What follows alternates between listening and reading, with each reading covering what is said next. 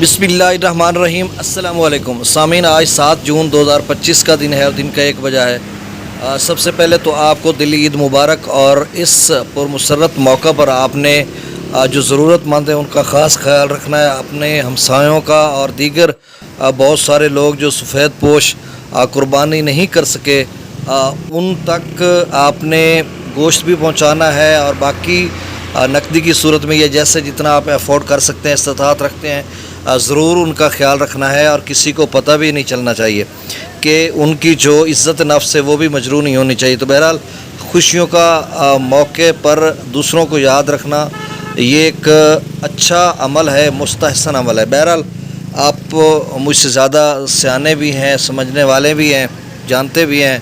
हम तो कमले सियाने लोग हैं, भोले भाले। चलें अब दरियाओं का डाटा शेयर कर देते हैं। एक दोस्त की कॉल आई है, वो कहता है जी हमें दरियाओं का डाटा बता दें।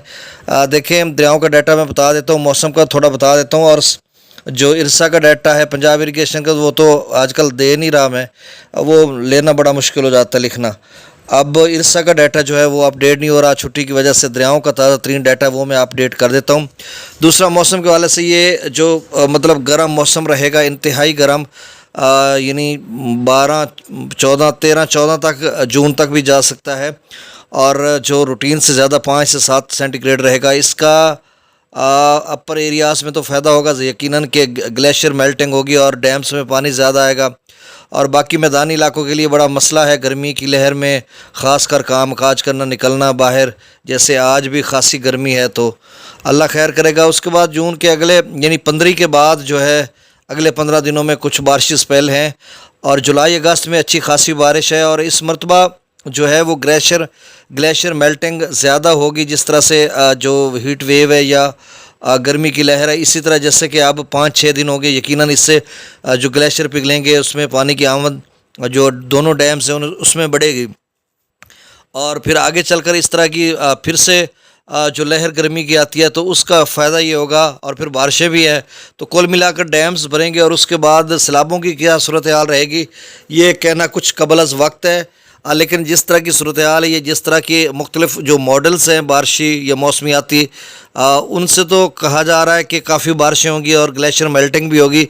ग्लेशियर मेल्टिंग का मतलब ग्लेशियर पिघलेंगे, वहाँ से जो पानी ज़्यादा होगा, तो उस सूरत में किसी दरिया में सैलाब आ भी सकता है। तो जंगी कुछ माहौल भी है, उसका भी अमल दखल होगा। तो चले खैर, अल्लाह ताला हमें अपनी हिफ्ज़ व मान में रखे। सतलुज में 0 क्यूसेक है गंडा सिंह वाला पर, सुलेमान की पर 2654, इस्लाम पर 0, रावी में जसर पर 557, शादरा पर 2230, बल्लो की पर 2305, सिदनई बराज पर 0 क्यूसेक।